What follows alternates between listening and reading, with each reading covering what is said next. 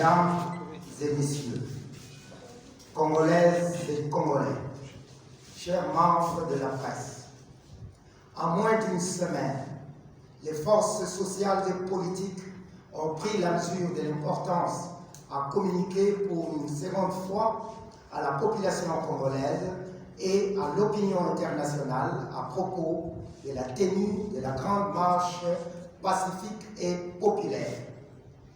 En effet, selon l'adresse du 26 octobre dernier, et telle que garantie par l'article 26 de la Constitution de la République démocratique du Congo, nous avions annoncé une grande marche populaire et pacifique en date du samedi 6 novembre 2021.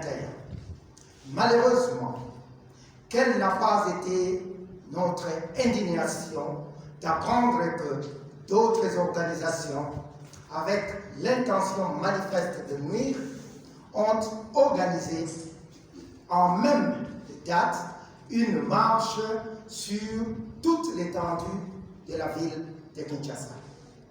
Face à une telle adversité et dans la recherche de la paix, alors que la volonté populaire sera exprimée, nous avons décidé de décaler d'une semaine la tenue de cet événement d'envergure nationale. Nous demandons ainsi à toute la population déjà mobilisée à ne surtout pas céder à la provocation. Fidèles à nos valeurs chrétiennes et républicaines, nous userons de la patience. La grande marche pacifique et populaire aura bel et bien lieu, mais le samedi 13 novembre 2021. Je répète, la grande marche pacifique et populaire aura bel et bien lieu, mais plutôt le samedi 13 novembre 2021. La sécurité de tous à l'aller, tout comme au retour, sera garantie par l'autorité compétente. Nous citons le gouverneur de la ville-province de Kinshasa, son Excellence Chantini Ngobila Mbaka. Comme vous le savez déjà, c'est en réponse à l'appel du CALCC et du MILAPO, structure organisée des laïcs catholiques et protestantes, que les forces sociales et politiques se sont mobilisées comme un seul homme pour dire non à la CENI telle qu'elle a été imposée par le président de l'Assemblée nationale et le président de la République.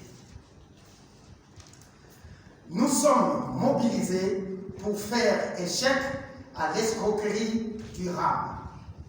Nous voulons que la sécurité des Congolaises et des Congolais soit garantie dans la partie est du pays, plus précisément à Ituri et dans le nord Kivu. Nous voulons que nos enfants aient accès à une éducation digne et que le métier d'enseignant soit respecté par un salaire décent. Chers frères et sœurs, insidieusement, des stratagèmes sont mis en place pour conduire le pays vers une dictature qui ne dit pas son nom. Une seule date à retenir pour une démonstration de la volonté du peuple congolais, souverain primaire, le samedi 13 novembre 2021.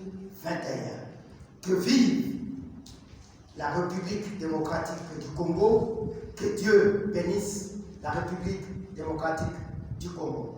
Je vous remercie.